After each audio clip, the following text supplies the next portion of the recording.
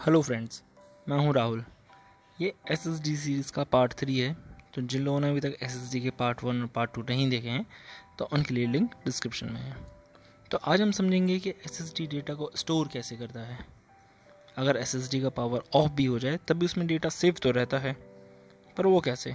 तो चलिए शुरू करते हैं।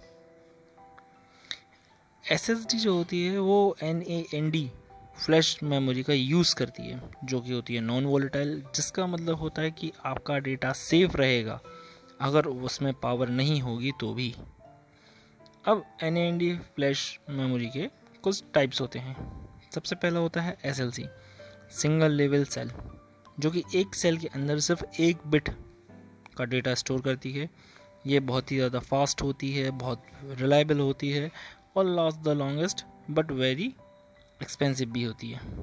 ये सर्वर्स में यूज़ होती है और एंटरप्राइज सिस्टम्स में हम इसे यूज़ करते हैं।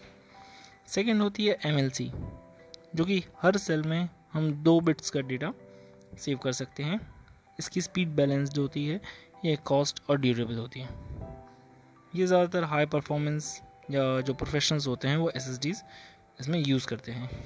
थर्ड होती है TLC, ट्रिपल लेवल सेल, जो कि हर सेल में 3 बिट्स का डेटा हम स्टोर कर सकते हैं।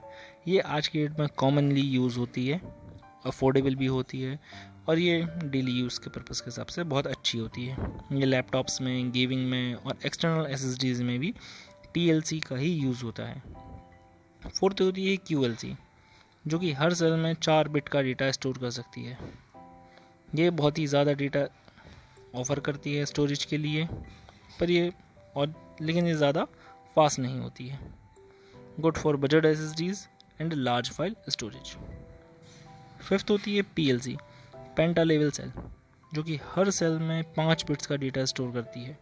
ये नई टेक्नोलॉजी है और इसमें साथ ही हाई कैपेसिटी मेमोरी भी अपन यूज़ कर सकते हैं, और ये लेकिन ज़्यादा ड्यूरेबल नहीं होती है। ये अभी भी डेवलपमेंट में चल रही है, फ्यूचर में हम इसे ज़रूर यूज़ करेंगे। तो हम इसे समझते हैं कुछ इस तरीके से, एक एग्जांपल से, कि ये एक सेल होता है। अगर एक सेल में SLC में हम सिर्फ सिंगल एक ही डेटा यूज़ कर सकते हैं, या तो जो डेटा होता है वो 0 या 1 के फॉर्म में ही यूज़ होता है।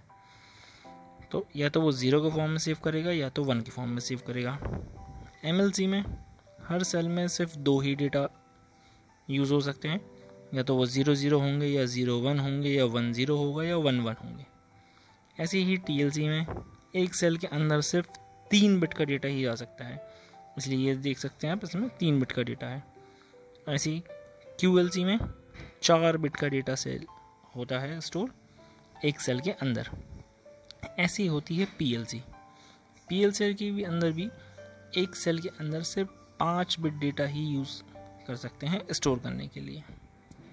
या तो आप इसे इस एग्जाम्पल से और समझते हैं। अगर मान के चलिए, अगर आपके पास एक घर में एक रूम है, तो ये हो गया SLC, क्योंकि ये पूरी की पूरी स्पेस सिर्फ SLC ही यूज़ करेगा। अगर हम इसी को 2 पार्ट में डिवाइडेशन कर दें तो ये हो जाता है MLC, ताकि जो एक ही रूम है उसको 2 पार्ट में डिवाइडेशन कर दिया। ऐसे ही होता है QLC, इसमें 3 में डेटा हो जाता है, और अगर इसके 4 हिस्से कर दिए जाएँ तो QLC होता है, और इसी के 5 कर दिए जाए तो PLC। लेकिन आप देख सकते हैं, अगर एक में ही अगर किसी को कुछ डेटा ढूंढना है SLC में, तो ये यहाँ ईजिली ढूंढ सकती है, क्योंकि इसमें कोई भी पार्टीशन नहीं है। लेकिन MLC में 2 पार्टीशन, डेटा ढूंढने में थोड़ा सा टाइम लग जाएगा।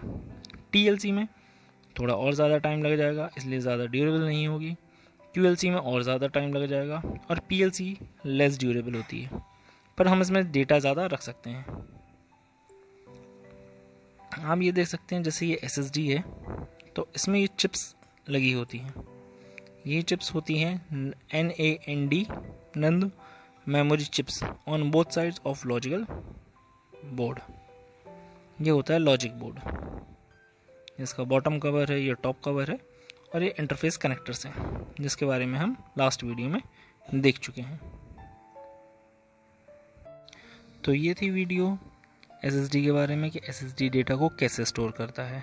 आज हमने इनकी टेक्नोलॉजीज़ के बारे में भी देखा कि ये NAND के कितने टाइप्स होते हैं और वो डेटा को कैसे स्टोर करते हैं। आगे आने वाली वीडियोस में हम देखेंगे DRAM लेस SSD और DRAM SSD के बारे में, कि ये क्या होती हैं और हम SSD के लाइफ स्पेन के बारे में भी अगली वीडियो में जानेंगे। अगर आपको ये वीडियो पसंद आया हो तो इसे लाइक करें, इसे शेयर करें और मेरे चैनल को सब्सक्राइब ज़रूर करें टेक विथ योर फ्रेंड्स को। Thank you for being a part of tech journey. Thank you so much. जय हिंद, जय भारत।